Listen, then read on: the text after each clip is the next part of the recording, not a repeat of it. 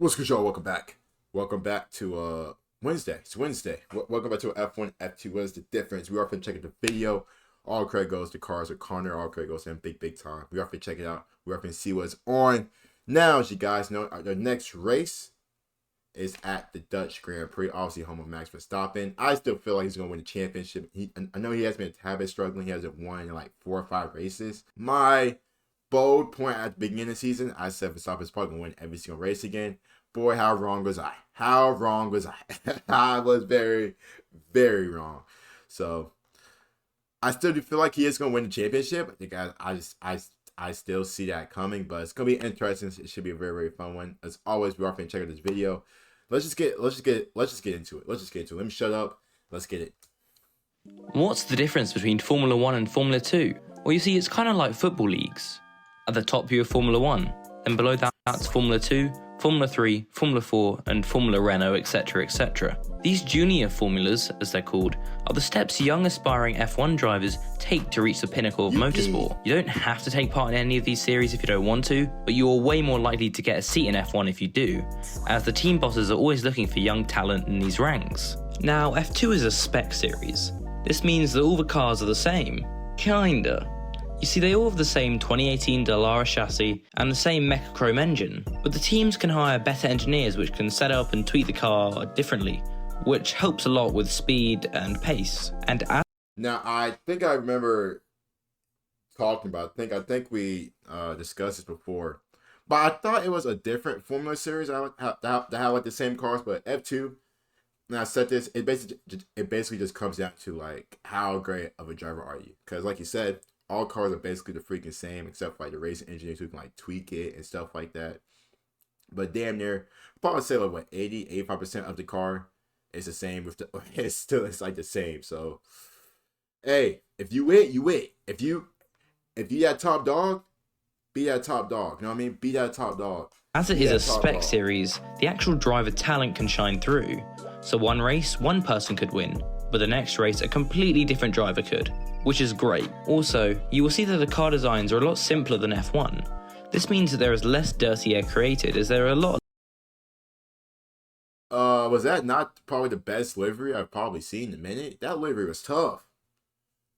We ain't Less complicated parts on the car. This means that overtaking is a lot easier, which means we get a lot more great racing. Comparing this to F1, where all the cars are different and they're a lot more complicated, which means they create a lot more dirty air. With all this, a driver's talent might not be able to shine through, as their car might not be up to standard, and it's much harder to show their skills this way. If you want to learn about how F1 are trying to get rid of this problem, watch this video here in the top right. It's about all the changes they're going to be making for 2022, which should make racing a lot easier. Okay, so let's talk about weekend structure, and this might get a little bit complicated, but just listen to me. There are 2 races on a weekend, a feature race and a sprint race. So let me talk you through it. On Friday, they have one 45-minute practice session, followed by a 30-minute quali session. Right. Then the top 10 qualifiers are reversed for the sprint race. For example, let's take Williams Academy driver Logan Sargent as an example. Let's say he qualifies and gets pole position. This means he would start the sprint race in 10th. But Connor, I hear you ask, why wouldn't you just do terribly in quali so you can get P10 and start the race first? That's what I say. You see, the amount of points up for grabs during the sprint race are not nearly as much as the points you can get in the feature race. So you're better off putting yourself higher up the grid for the feature race as you can get the most points. Following on from Saturday, on Sunday, usually before the F1 Grand Prix, there is a feature race, and the grid is set by the qualifying the drivers did on Friday. Phew, all got that? Good. Comparing this to F1, where most of the weekend is made up of practice sessions with the 2 on Friday, 1 on Saturday, the 1 quali on Saturday, and then the final race on Sunday.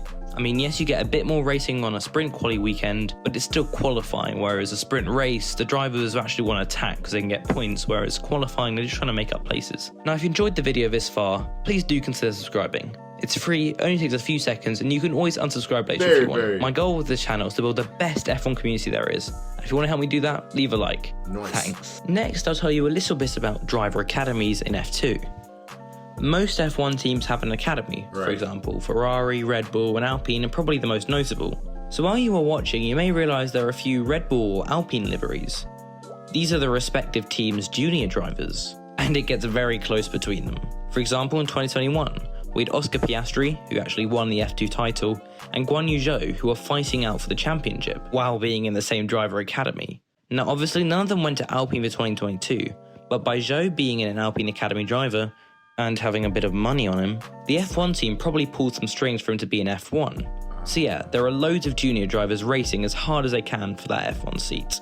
You see, if you win the F1 championship, you're usually the best driver in the world. You're on cloud nine and your future... That makes sense. We're going Guan Yu, because obviously we know F1, a lot of time is just about money.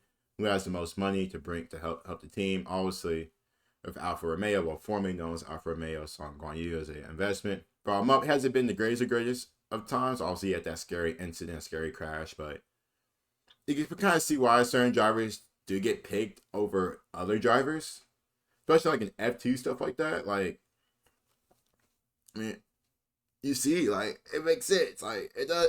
It does future make sense. is probably It does make sense. Now, is it right? I want to You say see, in that, F2 it's a little different. If you win the championship, you're not allowed to actually compete in it again. So for example, if you win it and there's no F1 seat, you can't really go anywhere. Yes, I know not everyone in F2 has to go to F1, but still, most people in F2 aim to be in F1. So for example, Nick de Vries won it in 2019, but because Nicholas Latifi's a pay driver, he actually got the seat instead of Nick de Vries, who probably deserved it more. And the same thing seems to be happening to Oscar Piastri, who just won the 2021 F2 championship. Oscar is probably one of my favourite drivers, and I really think he deserves a seat in F1. But because the likes of Guan Yu Zhou, Nicholas Latifi, and Nikita Mazepin in F1 taking up those seats because they're pay drivers is quite annoying. But that's motorsport. Money talks. Cash is king. That's life. Okay, so finally I'll give you a quick rundown of the teams. In F1, there are 10. Now, so that's why Nick de Vries is in Formula E. Oh, I get it. It makes sense. Team, you know them, but just in case you don't, there's Haas, Alfa Romeo, Williams, Aston Martin, Alpha Tauri, Alpine, McLaren, Ferrari, Red Bull, and Mercedes. And there's actually 11 teams in F2 with 22 drivers.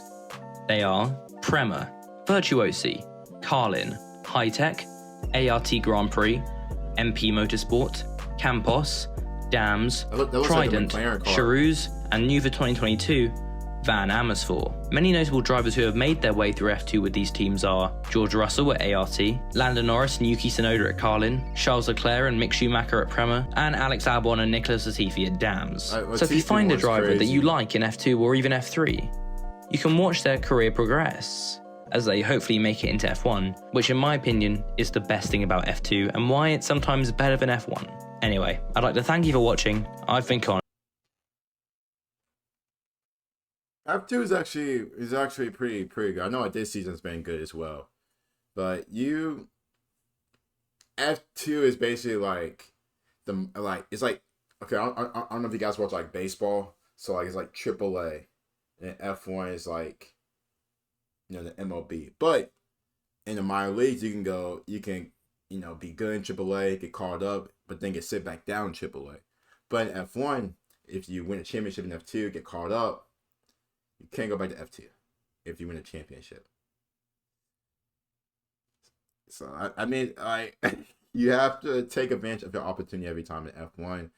And we haven't seen that with like a few drivers, but you see why it's so hard to make it. Like, these F2 drivers giving it all, competing, battling, stuff like that. It's tough. But I hope you guys did enjoy videos always. Don't forget to like the video, sub as well. Please sub as well. See you guys soon. Peace.